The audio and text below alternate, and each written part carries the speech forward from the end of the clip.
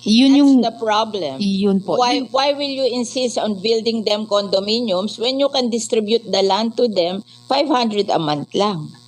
Ang babayaran nila. Why will you insist on building condominium? Dahil kikita ka doon sa contractor ng condominium na may porsyento ka doon, kaya pinag-i-insist mo yung condominium.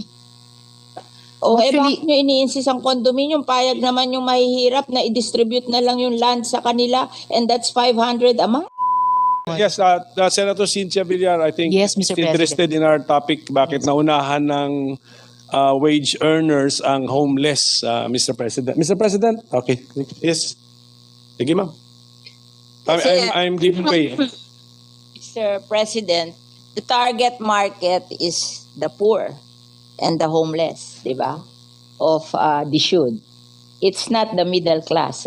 Can I get an answer from that? Kasi yung binasang mandate ni Senate Minority Pro Leader, it says that yung mandate nyo is for the homeless and the poor. yes, Mr. President, good gentlewoman. And that is why sa existing budget ng NHA, meron nga din pong 1 billion pesos para sundin ang utos dun sa Mandamus at isa pang 1 billion pesos para sa housing for victim survivors of calamity. So, Yeah, total of 2 billion sa NHA budget Parang para pa lang sa dalawang yung programang yon. condominium. That's for the middle class. That's not for the poor.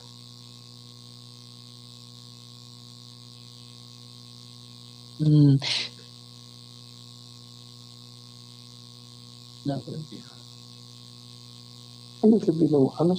Okay. Ito pong government funds heavily subsidizing yung housing programs for the poor. Kaya in the magnitude of billions of pesos. Yun namang pong disenyong Sabi mo, wala sa budget. Isusingit pa lang sa budget, pero ang priority would be the condominium. Na sinasabi mo, 3.2 million units by 2028. Yun ang question ko sa DSUD. Bakit pinaprioritize yung middle class when your mandate is to help the poor and the homeless?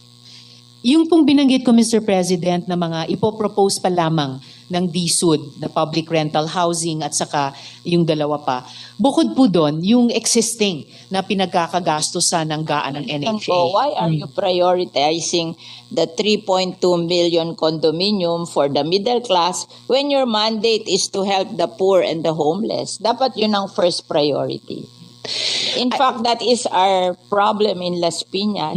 That yung inyong condominium na pinopropose, it's not for the poor and the homeless. It's for the middle class. So why are we providing houses for the middle class? They can buy from others because they can afford it.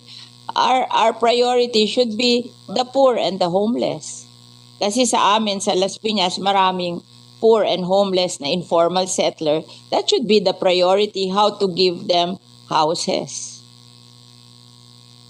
Before kasi, yung aming CNP program, we're just giving land to the poor and the homeless. And they will try to save money to build their homes, better homes in the future. And ang amortization lang noon, 500 pesos a month. So they can afford it. The poor and the homeless, they can afford it. Even the tricycle driver and the mga nagtitinda sa palengke. But now, they are prioritizing condominium. Ang condominium, mahal. It's for the middle class. It's not for the poor. Tapos paaalisin nila doon sa lupa yung poor, lalagyan nila ng condominium. Saan nila dadalhin yung poor? That's Mr. our Pres- experience in Las Piñas. So I'm telling the secretary what is our experience in Las Piñas. Yes, Mr. President. Nakikinig mabuti ang Secretary sa inputs ng ating mga colleagues sa bawat locality natin. Kasi lahat yan, pag pinagsama-sama, really give us the national situation sa housing na sinusubukang tugunan ng department. I think what the department is trying to do, Mr. President, good gentlewoman, ay sabay na trabahuin ito with government funds, prioritizing housing for the poor. Nakatira doon sa lupa na tatayuan nila ng condominium. Saan dadalhin yung mahihirap na cannot afford the condominium? Mr. President, kahit sa condominium, sinasabi nga po ng DSUD na pati ang condominium ay for the poor as long as may interest subsidy. So sinusubukan po ng department mag-innovate sa mga 4,000 a programa. month. Hindi daw po, Mr. President, but I'll get the updated figure on Yun that. ang pinopromote nila, 4,000 a month. Mr. President, what I'm hearing here is it is 2,600 a month, so not 4,000 pesos. Can afford 2,600 a month when they're earning only below 500 a day. Kasi ang kino-question ko is yung model na condominium. Mahal ang condominium eh.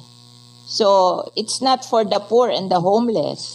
So, Mr. President, sa ini-evolve na programang 4PH ng department, bukod pa po dun sa pinag-uusapan natin kaninang government subsidy, may nauna ng proposal na interest subsidy para dun po sa mga mahihirap na mag-elect tumira dun sa mga condominium na yon or mga medium rise na iyon. At meron din pong proposed na amortization subsidy in partnership sa LGUs. Kasi ang amortization, pag lupa lang ang binigay mo, 500 pesos a month. Iyan ang experience namin sa Las Piñas. Now, pag condominium, magkano? Ang proposal po sa ngayon dun sa amortization subsidy in partnership sa LGU ay 1,500 pesos a month. 1,500 pesos. So, ang ina-announce sa amin, 4,000 a month. Okay. This is amortization subsidy. Amortization pa niya. Ito yung base pa lang. Base pa lang ito. Wala pa yung Per month yun, ano? subsidized na. Kasi pagka nagdagdag yung LGU. 1,000. I just want the should to reconsider their condominium concept for the poor. Kasi parang hindi kaya ng mga mahihirap sa amin. Paalisin sila doon sa lupa na tinitirhan nila, tatayuan ng condominium, hindi naman nila kaya yung condominium, where will they go?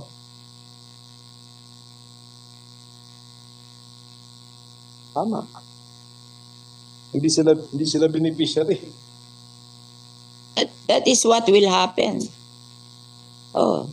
Whereas if yung lupa dinivide sa kanila 500 a month lang. Oh, mas safe 'yon. Bakit tatayuan ng kondo?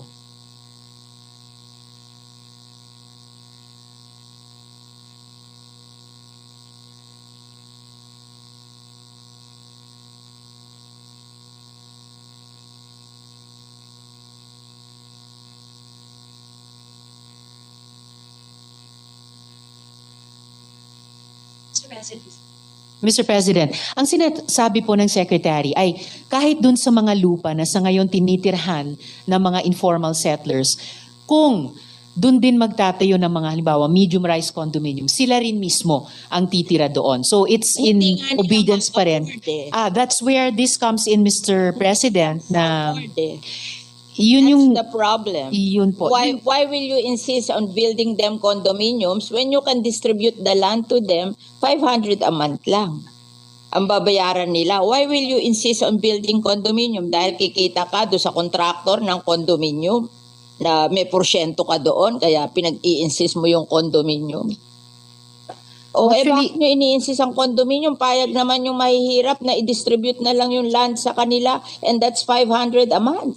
Mr. President, kung naalala po ng Good Gentlewoman last year, sinimula na nating i-advocate dito sa floor na to at nagbukas ang DSUD doon na yung dinedevelop nila noong 4PH program, wala pa po yung usapin ng government guarantee, ay maging bukas na i-implement in tandem sa mga proven na programa na sinusuportahan natin tulad ng CMP. Promoting that and I don't think that's practical. That That's is why I'm questioning you para mag-isip kayo uli kung tama yung ginagawa nyo kasi nakalagay sa mandate nyo to help the poor and the homeless.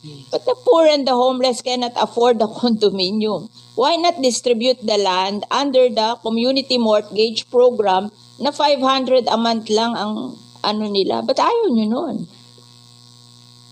Katulad namin, itong inyong NHA, some of the people na homeless sa amin along the river drive na hindi naman pwedeng ibigay sa kanila yung easement ng ilog, they are being relocated to Naik. Ang ano doon, no down payment, 700 ang hulog, townhouse. O mas better pa yon kesa magtayo ka ng condominium sa Las Piñas tapos hindi naman ma-afford ng mga tao. Saan mo dadalhin yung mga tao? O paaalisin nyo doon sa lupa, tatayuan nyo ng kondo. Saan nyo dadalhin yung hindi kayang magbayad sa kondo? O, di homeless na naman yon. Hindi ba unfair sa kanila? Pinaalis mo doon sa lupa na tinatayuan nila, tatayuan mo ng kondo, tapos ibibigay mo sa middle class, tapos yung mga mahihirap, wala na naman bahay. You have to reconsider what you're doing. I think it's wrong. Yes, Mr. President. I think sa tulong ng Senado, dito sa mga budget plenaries natin, naisusulong natin yon. Hindi lang yung reconsideration, pero yung redesigning din mismo ng 4PH program. I think we have done the community mortgage program in Yes. Piñas for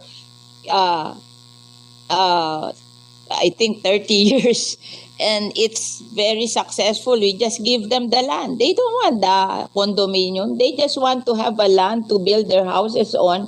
And if they cannot build nice houses today, they'll just try to earn so that in the future they can build houses in the land. But what they want is the land, that they will not be hindi sila magigibado sa land where they are staying now, and they're willing to pay for the land.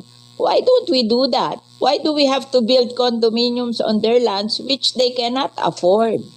Yes, Mr. President. If I may, I think napakalawak ng suporta nating mga senador sa CMP, for example.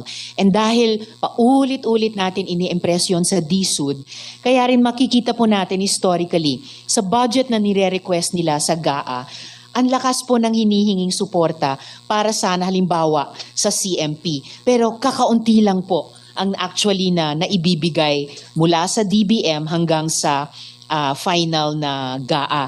Halimbawa po mula 2016, nag-propose ng funding ng, this is 1 billion, right?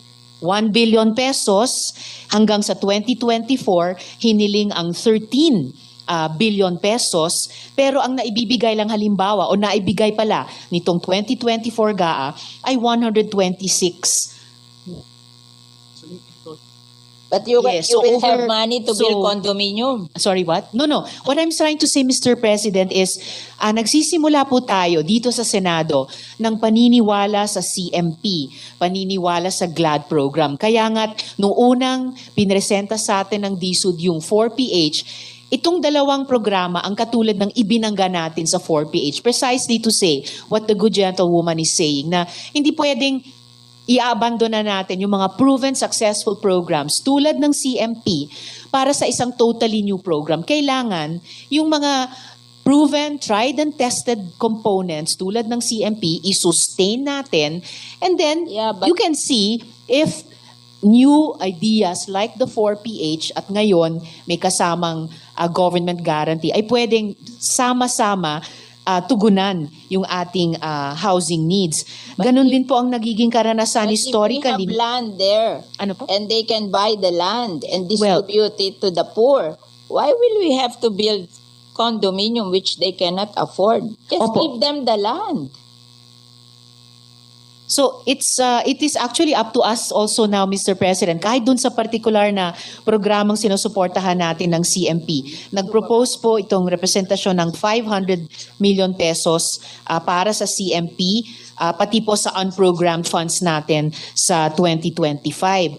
Ang historically din po sa budget na hinihingi ng DSUD at key shelter agencies, pero aktual na ibinibigay ng DBM, halimbawa sa SHAFC, historically humingi po tayo para sa kanila ng 14.8 billion pesos, pero 121 million pesos lamang po ang naibigay. But we are not abandoning kahit alin sa mga Gagamitin mo sa condominium kung yung lang land lang na murang-mura hindi mo magawa. Anong model yun sa condominium?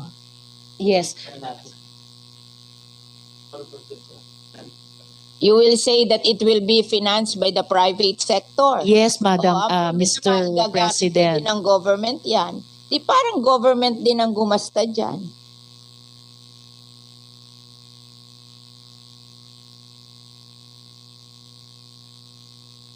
Kasi kami, in Las Piñas, we're very successful sa CMP program. The poor can afford that. Why are we abandoning it at gusto natin tayuan ng condominium when it's more affordable for the poor? Mr. President, if I may make a few more points of record para lang makompleto din itong discussion namin ng good gentlewoman. Ang priority po ng DSUD kasi hindi yung lupa lang. Gusto ng Secretary ay pag bumili ng lupa, magtatayo din po ng bahay in various forms. Yung forms na gusto natin sa CMP, sa GLAD program ng SHAFC, and ang tinetest natin ay kung pwedeng i-complement yan nitong 4PH na may government guarantee. Condominium kung kanila. Kaso kukunin nila yung lupa ng mga informal settler. Tatayuan nila ng condominium. Where will the informal settler go? Pero They cannot afford the condominium.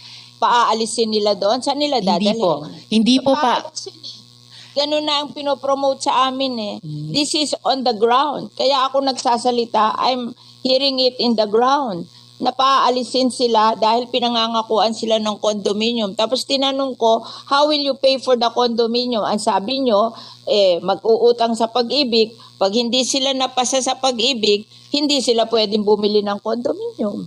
O where will they go? Mr. Secretary, may problema po tayo sa Las Piñas kasi what I'm trying to show here is pag kinumbine po natin yung mga tried and tested na housing programs natin tulad ng CMP, tulad ng GLAD, plus itong 4PH na isinusulong natin with government guarantee, masasagot yung housing backlog natin, pati sa mahihirap, pati particular sa Las Piñas. So, paano po natin tutugunan yung problema? They cannot afford the condominium. I'm telling you. Kasi I know how to build condominium, so I know that they cannot afford that. Ang ayoko lang naman, mawalan sila ng opportunity to have land. O kung hindi nila kaya ang condominium, give them the opportunity to own the land and let them build houses in the future. Yun namang kanilang houses, meron silang houses, ililipat lang nila doon sa lupa na allocated for them. We have seen it. Actually, Mr. Houses are 4 stories kasi dahan-dahan nila 30 years, dahan-dahan nilang binild. Precisely, Mr. President. Yes, Mr. President. Yung sinasabi po ng gentlewoman, yun po yung pinupuntahan ko, na given yung best practice natin sa CMP, yung best practices ng ibang mga informal settler community sa GLAD, na pwedeng mag-combine yon dun sa components ng 4PH, na ito nga, gaya ng sinabi nyo, over time, naging 4-story. So, yun po ay consistent dun sa mid-rise na condominium na sinasabi na, I hear the good gentlewoman, Mr. President. 500 pesos for the land. That they can afford. O later on, magsisave sila. Pag lumaki ang anak nila, nakakasave sila, then slowly they build their homes there on the land. But ang sinasabi ko, don't deprive them of the land because you want to build condominium. Yes, Mr. President. For the condominium. Opo, gaya ng nabanggit ko po kanina sa good gentlewoman, ang konsepto po ng department sa 4PH and with government guarantee ay yung mismong informal settlers na nandun sa isang lupa. Sila ko qualify eh. Kasi wala silang income na gano'n that can afford to pay for the amortization of the condominium. Let's be practical. They cannot afford that. Mga ano lang yan tricycle driver. Mga nagtitinda sa palengke. Hindi naman everyday continuous ang income nila. Wala naman magsa-certify sa income nila, napapasa sa Pag-ibig. Alam kung mag-process sa Pag-ibig, there should be a certification of your income. Who will certify for the tricycle driver and the nagtitinda sa palengke? Mr. President. Kami rin, nagpo-process kami sa Pag-ibig. Kami nga, nagda-down pa sa amin ng ang laki-laki, bumabagsak pa rin sa Pag-ibig. Nire-refund namin yung down payment kasi they cannot qualify.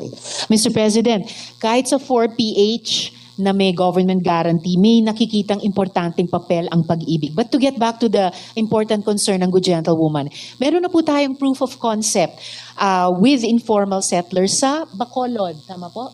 Sa Bacolod. So, I hear what the good gentlewoman is saying, yung problema sa Las Piñas. When there are no homeless or poor people there. Here in Las Piñas, they will remove the homeless and the poor people to build the condominium. Where will the poor and the homeless go? O hindi naman sila qualified dun sa pag-ibig to buy the condominium. How do we solve that? If the good gentlewoman would allow, pwede ko pong i-present yung data dun sa case study, yung best practice na na-establish dun sa Bacolod. Sa Bacolod, okay. Yes, of course. Ibig ko lang pong sabihin. Bakit basta ang LGU? Well, actually, Mr. President, yun po yung nabanggit ko sa good gentlewoman kanina. Kaya nga po, Problem is our LGU cannot spend. We only earn 3 billion a year. Yes, Mr. President. 55% will go to marunong ako sa finance. Yes. 55% will go to PS and overhead. Di matitira lang 1.2 billion.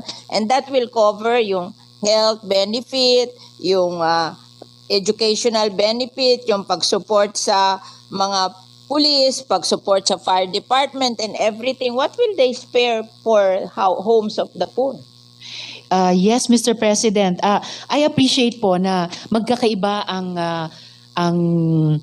specific situations on the ground. Because Tayo nagkakaiba. Siguro, ang difference lang natin, nakita ko na yan sa Las Piñas. Yes, And I Mr. know what happened. Yes, So, I'm sharing you. Maybe si Secretary, sanay siya sa private.